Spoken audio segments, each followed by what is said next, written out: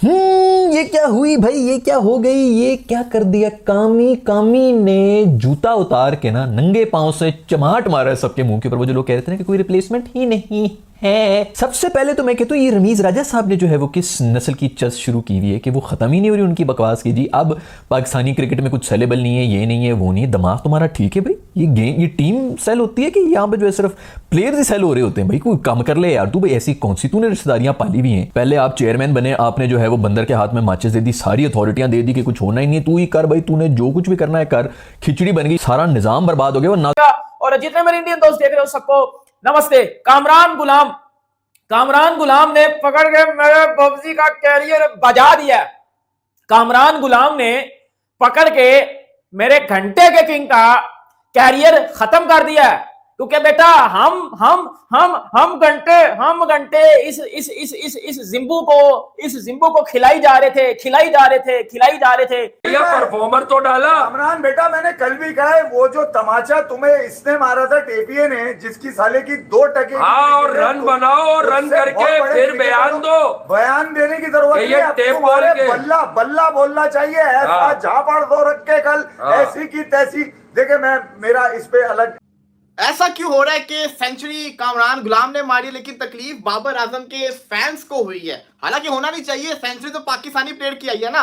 जिस तरीके से कामरान गुलाम ने खेला ये तो तय है कि अगर आप डोमेस्टिक की परफॉर्मेंस को ऊपर रखोगे तो भाई परफॉर्मेंस निकलेगी। आपने देखा एक बंदे ने डोमेस्टिक के अंदर परफॉर्म कर करके पीसीबी के दरवाजे को बजा बजा के जब फाइनली उसको चांस मिला, उसको मौका मिला, उसने सेंचुरी स्कोर करके दिखाई और ऐसी सेंचुरी मारी कि जिसने पूरे पाकिस्तान को हिला के रख दिया। जहां पे पाकिस्तान के बड़े बड़े नाम फ्लॉप होके रह गए, अब्दुल्ला शफीक कुछ ना कर पाए, शान मसूद कुछ ना कर पाए, वो कहने को छोटा डॉन साउथ शकील कुछ ना कर पाया, वहां पे कामरान गुलाम ने परफॉर्मेंस करके दिखाई। और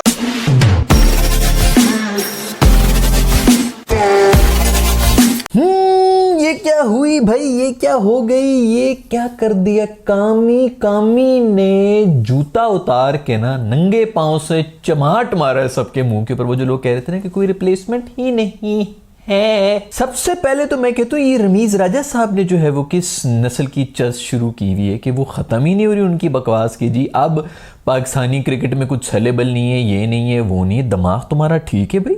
ये गेम, ये टीम सेल होती है कि यहाँ पे जो है सिर्फ प्लेयर्स ही सेल हो रहे होते हैं? भाई कोई काम कर ले यार तू। भाई ऐसी कौन सी तूने रिश्तेदारियां पाली हुई हैं? पहले आप चेयरमैन बने, आपने जो है वो बंदर के हाथ में माचिस दे दी, सारी अथॉरिटियां दे दी कि कुछ होना ही नहीं है, तू ही कर भाई, तूने जो कुछ भी करना है कर।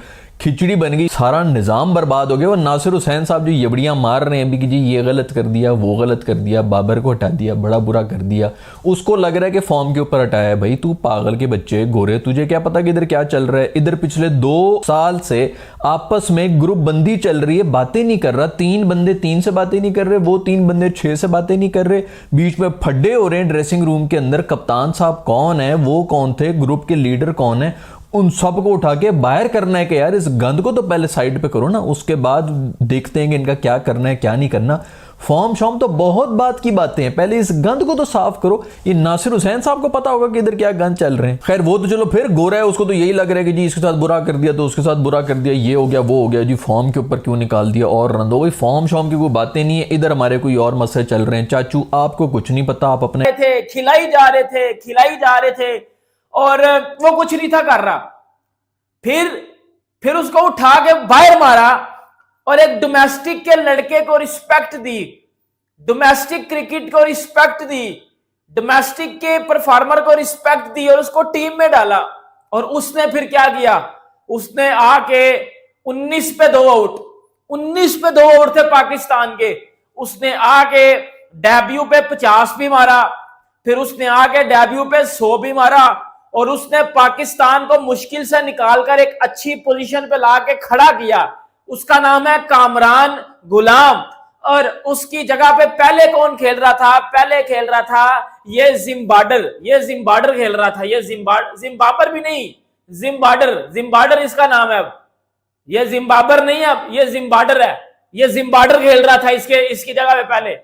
ये घंटे का किंग खेल रहा था, ये बर्थडे बॉय खेल रहा था। इसको तो बेटा ऐसा बर्थडे का गिफ्ट दिया ना फिर कामरान गुलाम ने, बेटा चस्करा दिया कामरान गुलाम ने और आगे घंटे भैया परफॉर्मर तो डाला। कामरान बेटा मैंने कल भी कहा है, वो जो तमाचा तुम्हें इसने मारा था टेपिए ने, जिसकी साले की 2 टके हाँ, और रन बनाओ और रन करके फिर बयान दो। बयान देने की जरूरत नहीं है, अब टेप तुम्हारे बोल के। बल्ला बल्ला बोलना चाहिए। ऐसा झापड़ दो रख के कल ऐसी की तैसी। देखिए मैं मेरा इस पे अलग एंगल है। इंग्लैंड अगर कल बैटिंग करता है पाकिस्तान की, पिटाई लग जाएगी फिर इंग्लैंड मारेगा और इंग्लैंड की स्पीड पाकिस्तान पहले बैटिंग कर लेगा तो ये विकेट क्योंकि रीयूज है, इंग्लैंड की यकीनन इस पे जरूर होगा स्पिन, ये अभी देखी नहीं है।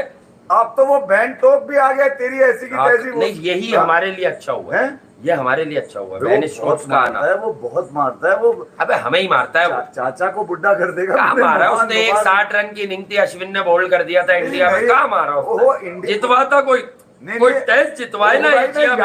अरे हम तो मजलूम है, लाचार है, बेकस है बेचारे। नहीं मैं इंडिया को मार देता ना 150 और जिता देता कोई टेस्ट। इंडिया को तो कोई नहीं मार रहा। हाँ तो फिर जहाँ मुकाबला है वहाँ ठंडे, तो यहाँ कम यहाँ इनकी जबानें चल रही है गजबर की। 200 फर्स्ट क्लास खेले हुए लड़के ही है। ये नासिर हुसैन को भी फसल में, नासिर हुसैन को पता है बेचने के लिए इनका कोई क्रिकेटर ही नहीं रहा। तो वो बातें ले आया चेयरमैन पर, वो बातें ले आया 27 पर। 2016 भाई मेरी जगह वो भले अपने स्काई पे कर रहे हो जरा, ये ऑनेस्टली पाकिस्तान क्रिकेट बोर्ड से मेरी गुजारिश है, अगर कोई पाकिस्तान के मीडिया हेड वगैरह तक ये बात बत्ती बनाओ ना, बैस बन के बैठते हो, कल बनाओ बत्ती इसकी नजर है नासिर हुसैन की। तुम्हारे दोस्तों की बुराई कर रहा था जितने इस वक्त पीसीबी में लगे हुए। हाँ अभी तो मुकर जाएंगे वो, अभी तो बाबर को भी ऑन नहीं करेंगे। और कामरान गुलाम की परफॉर्मेंस की खुशी मुझे इसलिए है कि जो उसके फादर थे उन्होंने सेलिब्रेट नहीं किया, वो रोने वाले हो गए, उन्होंने ऐसे मुंह को रख लिया। इससे पता चलता है कि उसकी फैमिली ने कितना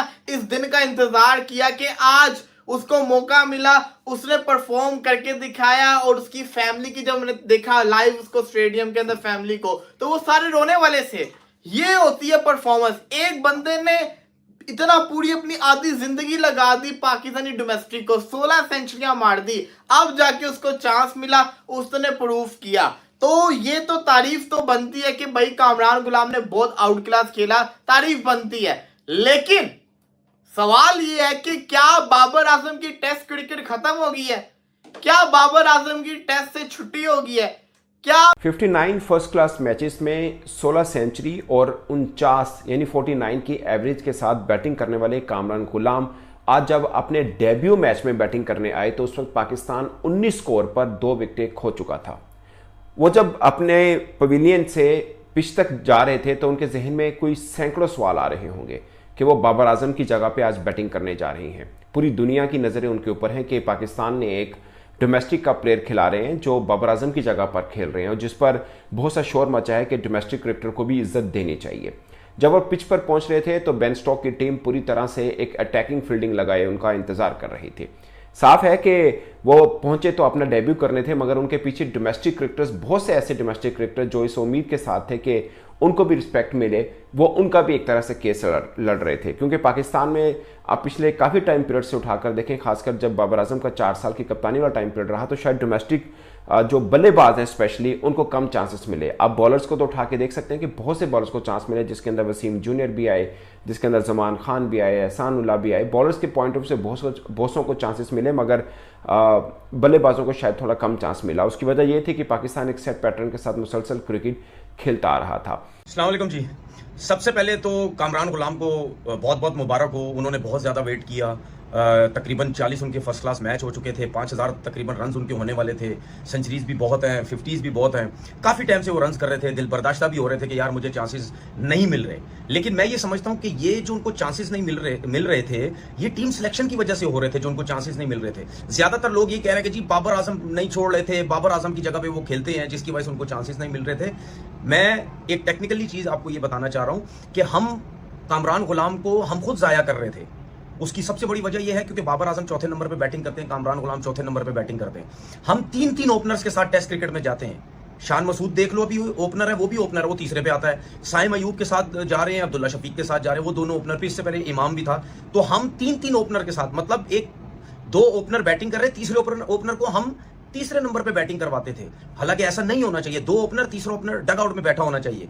अगर वो नहीं होता तो फिर कामरान गुलाम काफी टाइम पहले आ जाता टेस्ट क्रिकेट के अंदर, या बाबर आजम तीसरे पे बैटिंग करता या गुलाम चौथे पे बैटिंग करता, जो भी इन दोनों में से जो ऊपर नीचे करता। तो वजह यह है कि हम बार बार जब बोलते हैं ना टीम सिलेक्शन सही नहीं हो रही है, तो ये भी वजूहात होती हैं।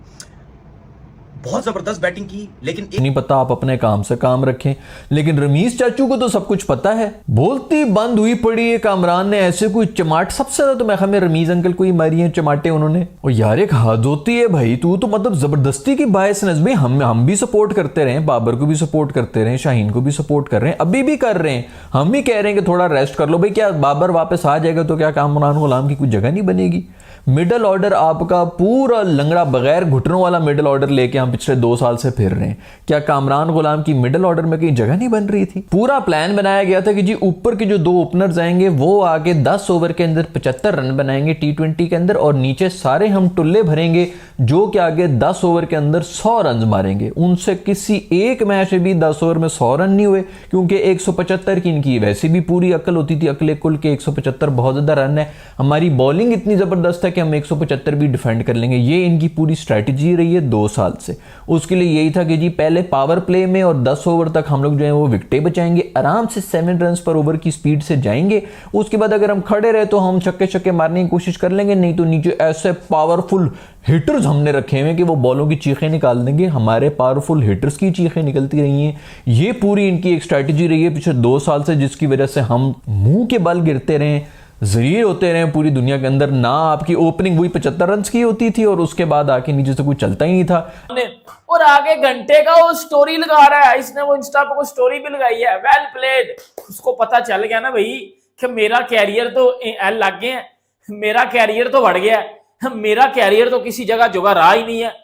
क्योंकि भाई ये कुछ मेरे घंटे के किंग आगे पता है आज भी क्या बोल रहे थे, बाबर आजम नहीं है तो मजा नहीं आ रहा मैच देखने का, बाबर आजम नहीं है।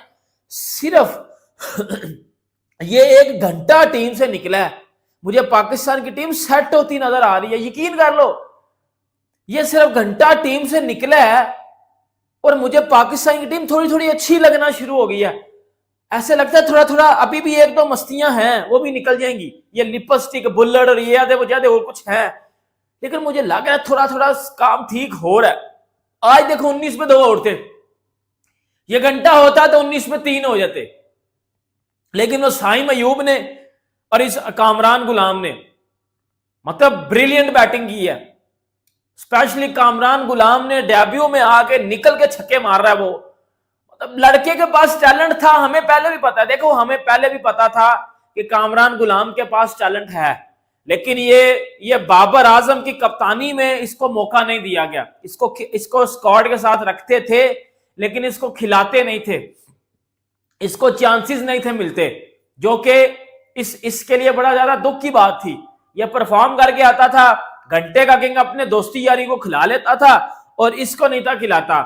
बॉब्जी दी किंग, बॉब्जी 2 टके का घंटा अपने दोस्तों यारों को खिला लेता था, लेकिन इस कामरान गुलाम को, ये भी किसी माँ का बच्चा, ये पाकिस्तान का बेटा है, ये हमारा भाई है भाई।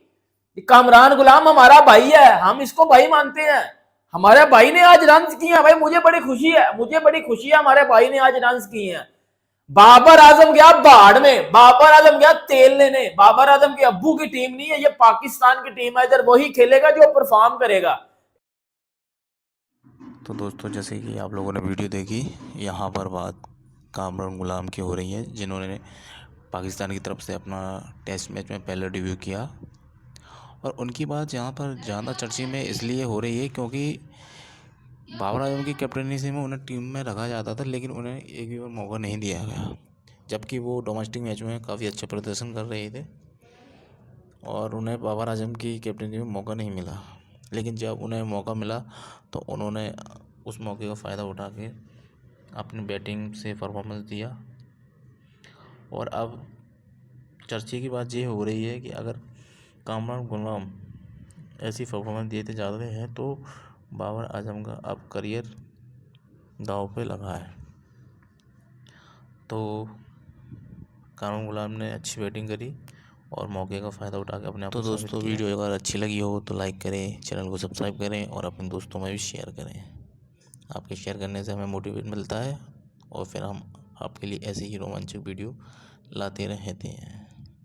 जय हिंद, जय भारत।